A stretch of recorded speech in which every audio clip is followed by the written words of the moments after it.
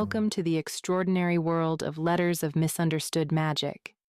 I will be reading for the author, Abigail Pierce Winters, and I will be your guide through this collection of enchanted correspondence that spans realms and generations.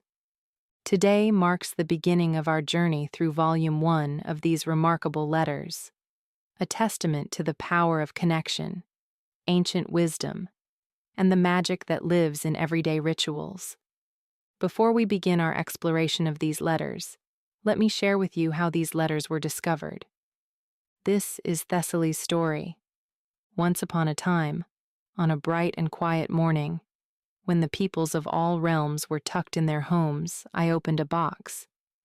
It was quiet outside, no air traffic flew overhead, all vehicles were gone. The realms slept. I could hear again. The static of life was absent, and the background buzz in my ears disappeared. So I cleaned my house, how all good stories begin. During the quiet, I heard the call.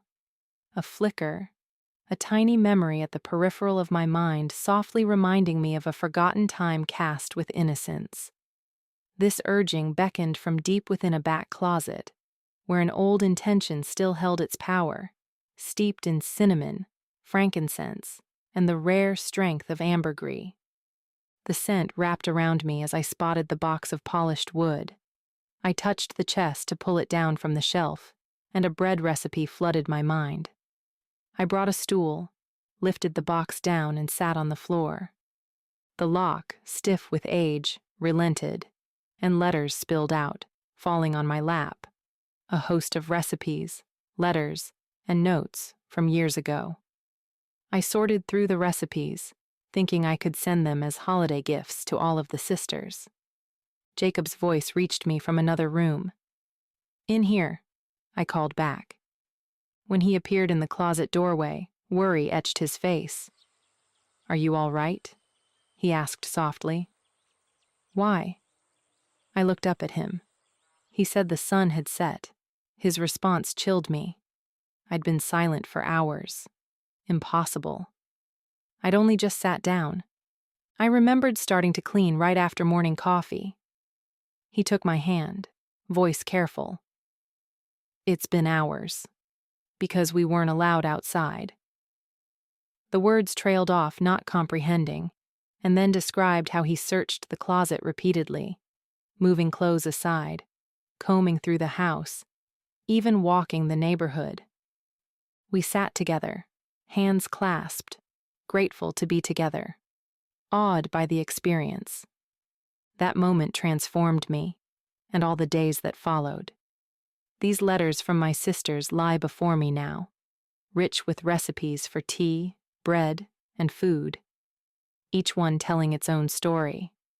Sincerely, Thessaly Parks. And so begins our journey through these remarkable letters. Each one contains not just recipes, but windows into lives touched by ancient magic and sisterhood. Before we journey through these letters, I'll tell you about two of the sisters for today's reading. The sisters are a powerful circle of practitioners who have preserved magical knowledge across generations. They are not bound just by blood, but by their shared connection to the subtle energies that flow through our world. Each sister brings unique gifts, insights, and specialties to their collective wisdom. In Volume 1, we will encounter 6 remarkable women. In this reading, you will be introduced to 2 sisters. Nyla Mandragoria, the eldest sister and former duchess who lives in a high desert canyon, surrounded by her menagerie of animals. Her sharp wit and historical memory make her a formidable truth-teller among the siblings. Nyla's wisdom comes from centuries of observation and experience.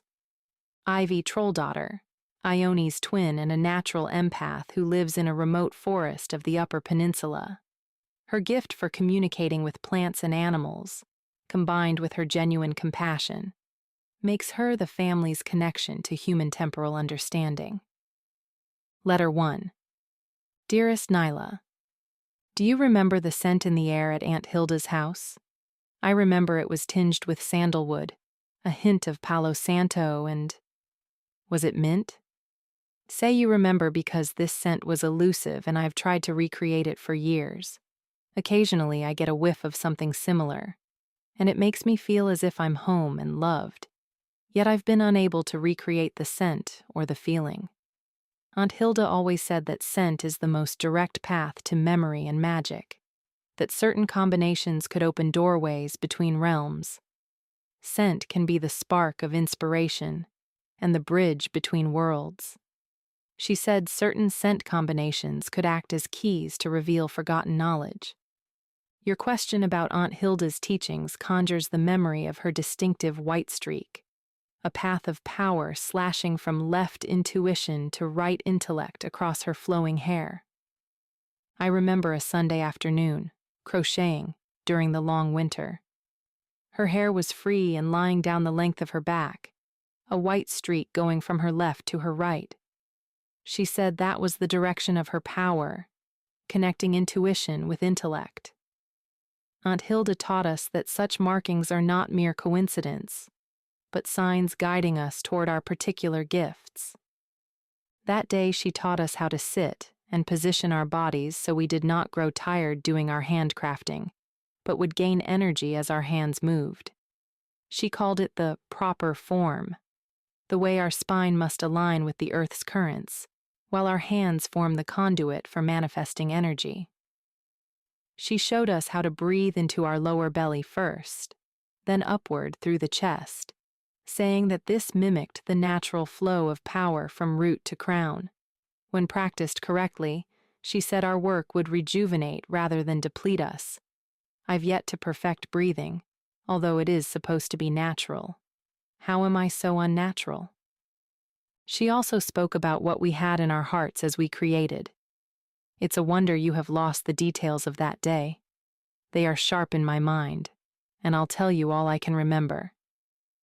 As you know, memory is wrapped in a spell of forgetting, and there are days I cannot break it free. I was thinking of a boy I liked, and she caught me out immediately. Your thread is knotting because your intention is tangled, she said, without even looking up from her own work. How did she do that? It seemed she could read minds, but restrained herself in the telling. Aunt Hilde once confided that she had trained for many years in the art of thought sensing, until it became as natural as hearing. Is that the point of breath work? I loved that about her, her kindness even when she knew we were up to no good, how she never wielded her abilities to hurt us. Memories are like threads in a tapestry, some bold and visible, others hidden in the weave, or so Aunt told us. Perhaps your threads of that day are simply waiting to be called forth with the right incantation. Have you tried the Aunt Hilde memory tea recipe? 3 sips before sleep while holding the question might bring clarity. She always said the 3rd sip was the most important, the first for the body, the second for the mind, and the 3rd for the spirit. Aunt Hilde said one's attitude of herbs when chosen, the attitude while taking the coat of a sheep. The types of flowers picked depend on the one doing the action. We can alter their attitudes by our intention. I didn't understand at the time. How could I change the attitude of a sheep or an herb? So I asked her to clarify, which you know how that could frustrate Auntie. This day she was soft and gentle as she mused over her knot-making. Aunt Hilde asked, "If you have fear in your heart, do you think the sheep will know?" I blushed because I knew the answer and it seemed obvious once she pointed it out. They feel us. Our frequency radiates out. Of course my attitude matters. She told us, if one wants to create harmony and order, one had to come from another point, a place of neutrality, with a touch of the positive, even kindness. But you had to choose. Remember the field responses to your contribution, intention being the key ingredient. This is what Aunt Hilde called the balanced hand, neither grasping nor rejecting, but offering and receiving in equal measure. She often recounted stories of her own teacher who could heal with just the balance of her presence, asking nothing of the afflicted but to exist within equilibrium. This doesn't always create the desired outcome, but the process is more enjoyable. Aunt Hilde would remind us, the work is the reward, the result merely a consequence. The subtle spells she could reveal in the retelling. Now, I see how I can gentle the sheep before we take the wool, by being calm when I approach. But how to gentle a plant? At the time I had no idea, but I've since learned that speaking to my plants in gentle tones far outweighs yelling at them. So, that lesson was clearly placed. Eventually. I've found my bread making is twice as robust when I apply these breathing techniques with my ingredients. Aunt Hilde called this connection the secret ingredient of life, and told us it was one of the oldest practices in our tradition, dating back to our earliest ancestors during what she called the dark times.